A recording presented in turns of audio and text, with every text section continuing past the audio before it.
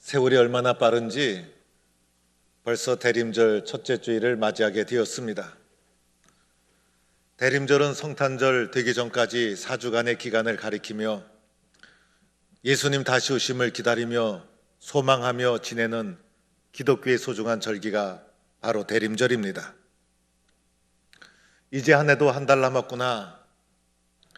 그리고 코로나로 인하여 바쁘게 힘들게 한 해를 살다 보니 올해 정말 예수님 만나고 싶구나. 예수님 다시 오시는 그분을 꼭 만나고 보고 싶구나라는 마음을 가지게 됩니다. 이번 성탄절에 다시 오시는 주님을 깊이 있게 만나서 우리 모든 성도들의 삶 속에 회복과 기쁨이 넘치기를 주의 이름으로 축원합니다. 인간의 문명이 발달하면서 생겨난 것이 바로 도시라는 것입니다. 도시화라는 것은 인간의 문명이 발달하면서 피할 수 없는 결과였습니다.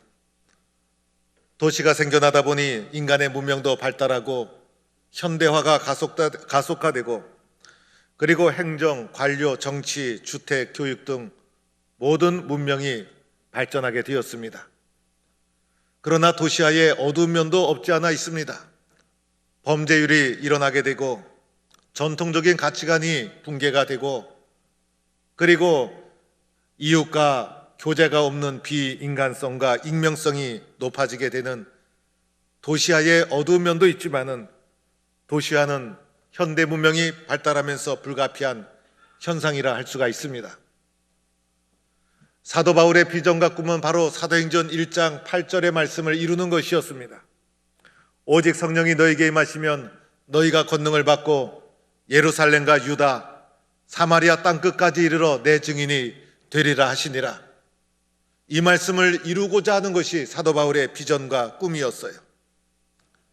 그래서 마침내 2차 전도 여행을 때 아시아에서 유럽으로 건너가 복음의 지경을 넓히게 되고 이런 과정 속에서 어떻게 하면 땅끝까지 복음을 전할 수 있을까?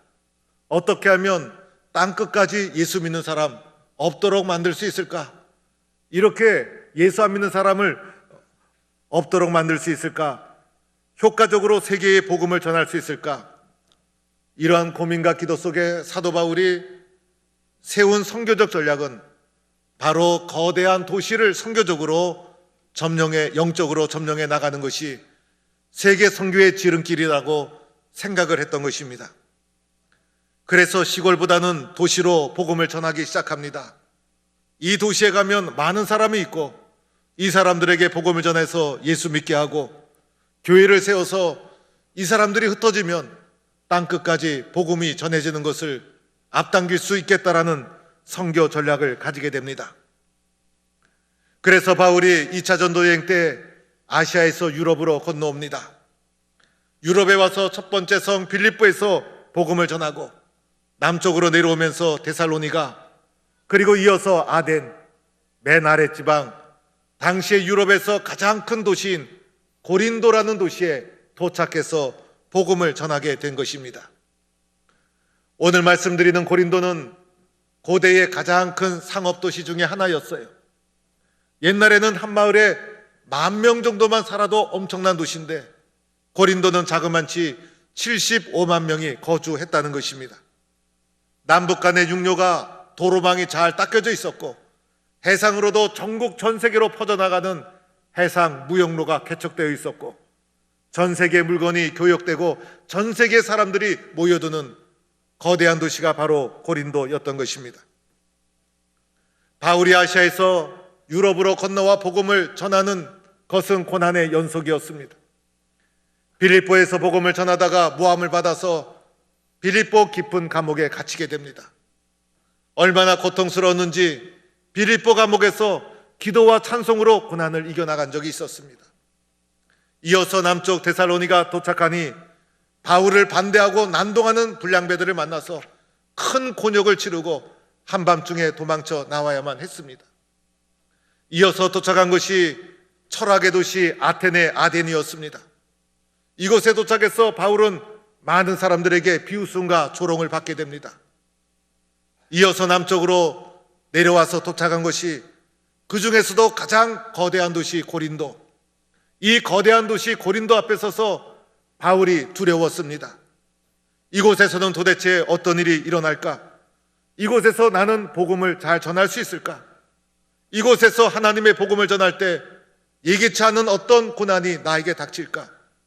두렵고 무서웠던 것입니다. 그때 바울 가운데, 환상 가운데 부활하신 주님이 나타나십니다. 부활하신 주님이 바울에게 이렇게 말씀해 주십니다. 바울아, 두려워하지 말고 침묵하지 말고 말하라. 두려워하지 말라. 부활하신 주님이 말씀해 주시는 겁니다. 우리는 두려움이 우리 속에 종종 찾아옵니다. 두려움이라는 것은 왜 찾아올까? 두려움이라는 것은 겉모습을 보기 때문에 찾아오는 것이고, 두려움이라는 것은 결과를 미리 생각하기 때문에 찾아오는 것입니다. 해보지도 않고 결과를 생각하고 겉모습을 생각하니 마음속에 두려움이 찾아옵니다. 고린도라는 거대한 도시를 바라보니 두렵고 염려가 찾아옵니다. 이것을 아신 부활하신 주님, 두려워하지 말라, 잠잠하지 말라, 말하라, 용기를 불어 넣어 주셨던 것입니다. 이 말씀을 들은 바울이 얼마나 힘이 되었을까? 오늘 이 9절 말씀 앞에 5절 말씀에 가보면 이런 말씀도 나옵니다. 바울이 하나님의 말씀에 붙잡혀 유대인들에게 예수는 그리스도라고 밝히 증언했다. 오늘 이 말씀에도 보면 하나님의 말씀에 붙잡혔다는 것입니다. 하나님의 말씀이 바울을 붙잡았다는 것입니다. 바울이 하나님의 말씀을 붙잡은 것이 아니라 하나님의 말씀이 바울을 꽁꽁 사로잡았다는 것입니다. 사로잡히게 되면 자유롭지가 않잖아요. 사로잡히게 되면 불편하지 않아요.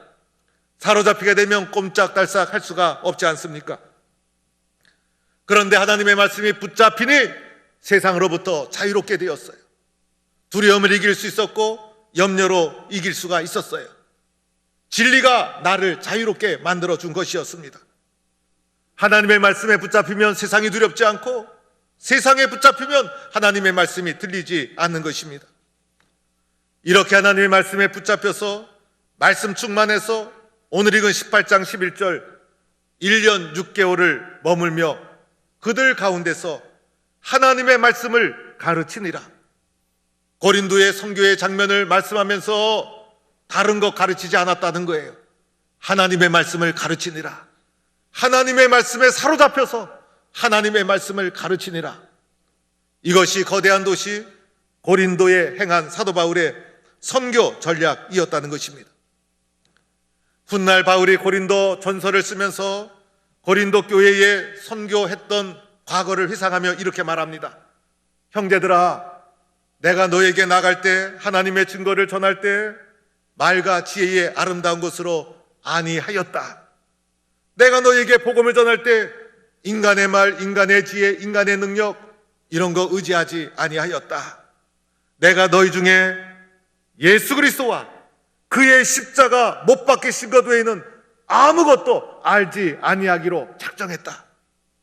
바울이 고린도 도시의 앞에 서서 하나님, 나는 내 힘과 말과 지혜에 의지하지 않습니다. 예수님의 십자가만을 의지하겠습니다. 그 외에는 아무것도 알지 아니하겠습니다. 이렇게 작정을 하고 예수 중심, 말씀 중심, 십자가 중심으로 고린도에 복음을 전하고 교회를 세웠던 것입니다. 여러분, 바울이 왜 무섭지 않았겠어요? 왜 두렵지 않았겠어요?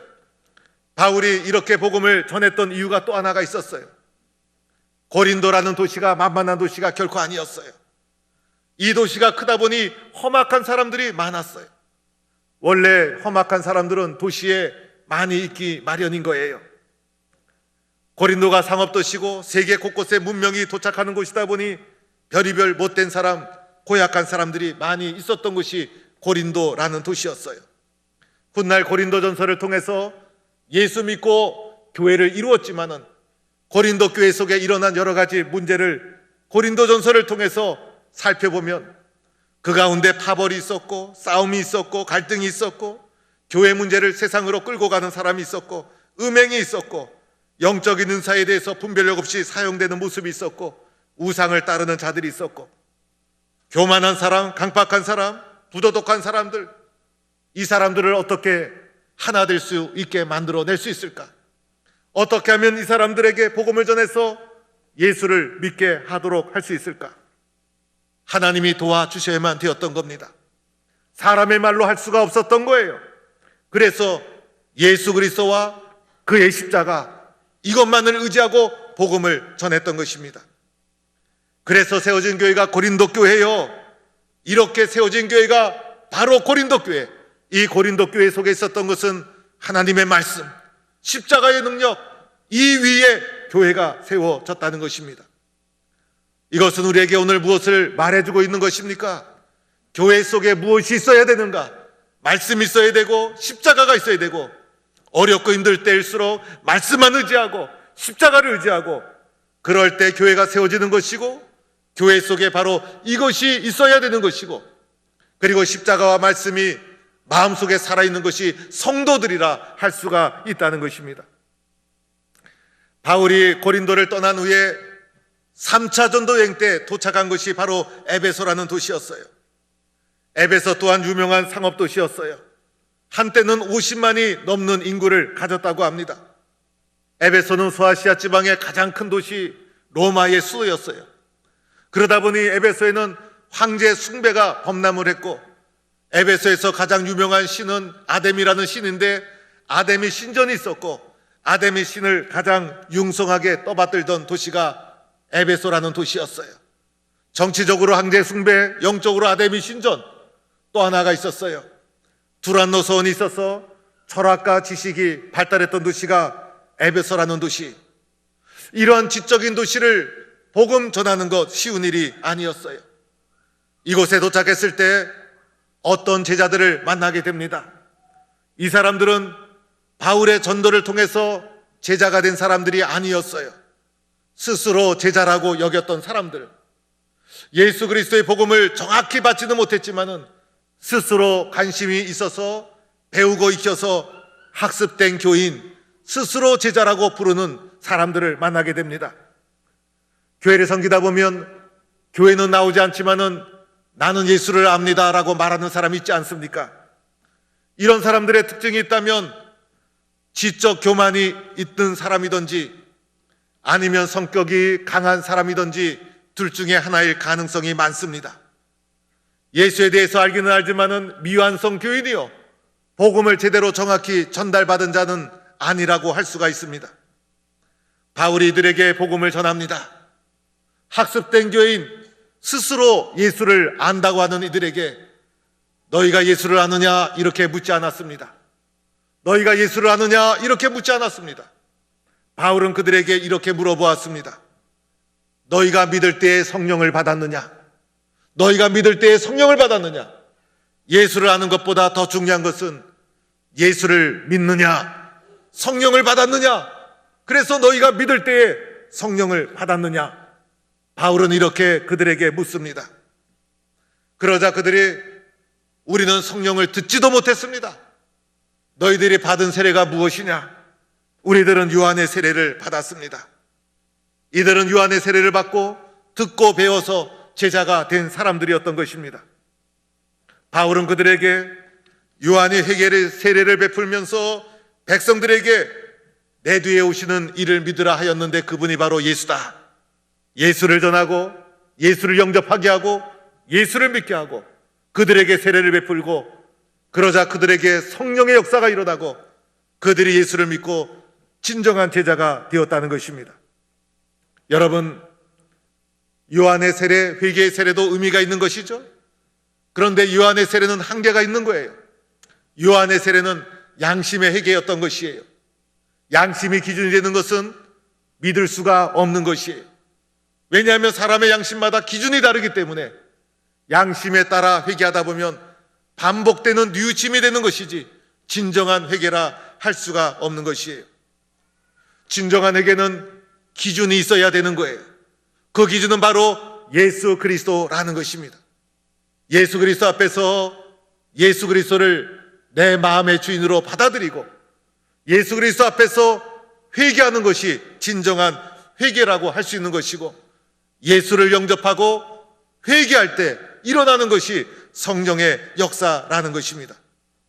이렇게 예수를 영접하고 성령의 도우심 가운데 회개의 역사가 일어나고 성령의 사건이 일어나고, 그래서 예배소에서, 예루살렘에서 일어났던 오순절의 사건과 같은 성령의 역사가 일어나면서 세워진 교회가 에베소 교회라 할 수가 있습니다. 훗날 사도 바울은 에베소 교회에 편지를 쓰면서 성령을 유달리 강조합니다. 평안에 매는 줄로 성령이 하나 되게 하신 것을 힘써 지키라. 술 취하지 말라. 이는 방탕한 것이니 오직 성령의 충만을 받아라. 구원에 투고 성령의 검 하나님의 말씀을 가지라. 모든 기도와 간구를 하되 항상 성령 안에서 기도하라. 모든 말씀에 성령이 추가되고 성령을 강조하고 예수님을 믿고 영접한 것 더하여 성령의 체험, 성령을 받았느냐, 이것을 우리에게 강조하고 있는 것입니다. 그 결과 에베소 교회는 사도행전 19장 20절에 보면 주의 말씀이 힘이 있고 흥왕하여 큰 세력을 얻는 놀라운 결과를 얻게 됩니다. 여러분, 오늘 고린도 교회는 영적으로 혼란한 교회, 이 교회는 말씀을 전했어요. 에베소 교회는 지적인 교만이 있는 동네, 여기에는 성령을 강조해요. 우리 교회 속에 있어야 될 것이 무엇일까? 말씀과 성령, 이것이 교회를 세웠다는 것입니다.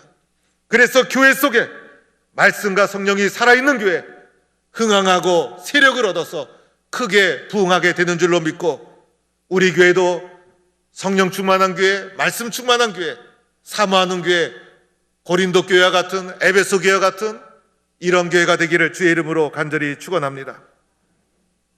사랑하는 성도 여러분, 2020년을 지내면서 코로나 상황 속에서 다시 한번 발견하고 깨닫게 된 것은 교회가 참 소중한구나라는 것을 다시 한번 발견하고 깨닫게 되었어요. 세상이 얼마나 불안한지, 그리고 세상은 영원한 것이 아니구나, 그리고 세상 속에서 내가 할 수 있는 것이 많지 않구나, 우리들은 연약하고 불안한 존재이구나, 우리의 연약함과 불완전함을 인정하지 않을 수가 없었고 우리가 할 수 있는 것이 많지 않다는 것을 절감하며 우리는 한 해를 거의 보내게 되었습니다. 이런 가운데 다시 한번 발견하게 된 것은 교회의 소중함이었어요. 교회가 없었더라면 내 마음을 어디에 의지할 수 있었을까? 교회는 영원한 것이구나. 교회가 없었더라면 내 삶은 어디에서 위로를 받을 수 있었을까? 교회는 우리 인생의 마지막 안식처와도 같은 것이 바로 교회이구나. 교회는 나의 삶을 받쳐주는 바탕이요 근본이 되는 거구나. 그래서 교회가 참으로 소중한 것이구나 라는 것을 다시 한번 절감하게 되었어요. 온라인 가정예배를 인도하면서 함께한 분들에게 물어보았어요. 올해를 지나면서 가장 힘들고 슬펐던 일이 무엇입니까? 그러자 어느 권사님이 코로나 때문에 교회 나오지 못했던 것이 가장 힘들었습니다.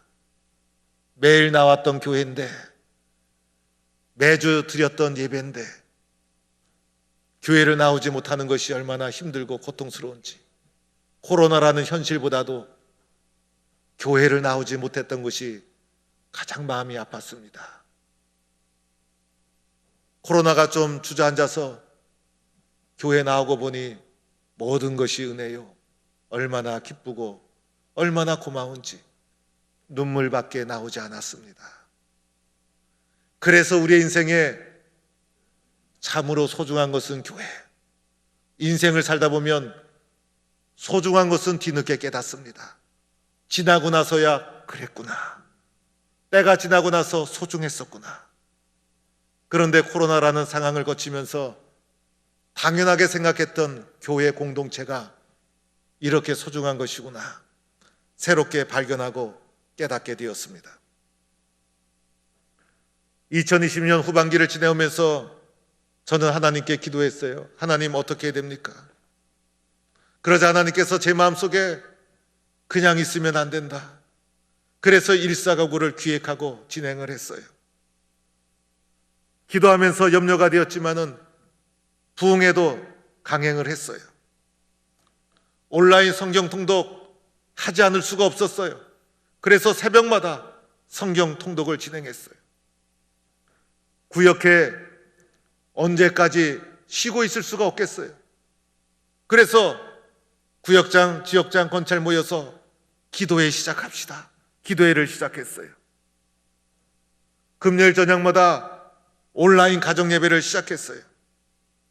어떻게 하든지 성도들을 교회의 끈으로, 신앙의 끈으로 묶어두고 싶었어요. 옆에 있는 교회 목사님들이 저보고 좀 쉬라고, 별거 다 한다고, 동북교회가 이렇게 열심히 하면 우리는 어떡하냐고. 저는 코로나 없을 때보다 더 바쁘게 후반부를 달려온 것 같아요. 문고리 신방을 진행하면서 마음으로는 성도들에게 일일이 편지를 쓰고 싶었어요. 그런데 이것을 불가능한 일이었어요. 그래서 성도들의 이름만 카드 위에 쓰기로 했어요. 받는 분들은 한 장의 카드를 간단하게 받지만은 쓰는 저는 이것을 1000여 장 가까이 썼어요. 그걸 쓰면서 얼마나 기뻤는지 몰라요. 그걸 쓰면서 그냥 쓰는 것이 아니에요. 기도하면서 쓰게 되더라고요. 하나님, 이번 주에 꼭 교회 나오게 해주세요. 이 가정을 지켜주시고 사업장을 지켜주세요. 그분의 얼굴을 생각하고 그분을 기억하면서 기도하는 마음으로 한 글자 한 글자를 쓰게 되었어요. 그런데 이러한 과정을 통해서 정말 고맙고 감사한 것이 있었어요. 하나님께 가까이 가면 갈수록, 말씀에 가까이 가면 갈수록, 성령님을 의지하면 의지할수록 세상에 두려울 것이 아무것도 없고 염려와 근심은 다 사라지게 되었어요. 어떻게 시간이 가는 줄 몰랐어요. 어떻게 세월 가는 줄도 몰랐어요. 세상은 시끄럽고 세상은 혼란하고 여러 가지 두려움과 불안한 소리가 들려와도 하나도 제 마음속에 들려오지 않았어요. 주님과 동행하는 가운데 기쁨이 넘치고 은혜가 넘치고 성령이 충만했어요. 은혜 가운데 살아가는 것이 얼마나 소중한 것인가? 말씀 붙잡고 살아가는 것이 얼마나 소중한 것인가? 말씀 붙잡고 예수님 의지하며 성령 충만해서 살아간다면 세상에 두려울 것이 아무것도 없고 이기지 못할 일이 아무것도 없다는 믿음을 가지게 됩니다. 세상의 문제가 커서 문제가 아니라 문제는 내 마음속에 말씀이 있는가? 은혜가 있는가? 예수님이 살아계시는가? 성령 충만한가? 이것이 더 큰 문제라는 것입니다. 고린도 교회와 에베소 교회가 말씀으로 세워지고 성령으로 세워지고 우리 모든 성도들도 말씀 중심 성령 충만해서 하나님의 교회를 잘 세워나가고 하나님의 사람으로 세상을 이기며 능력 있게 살아가는 동부의 성도가 되기를 주의 이름으로 간절히 축원합니다.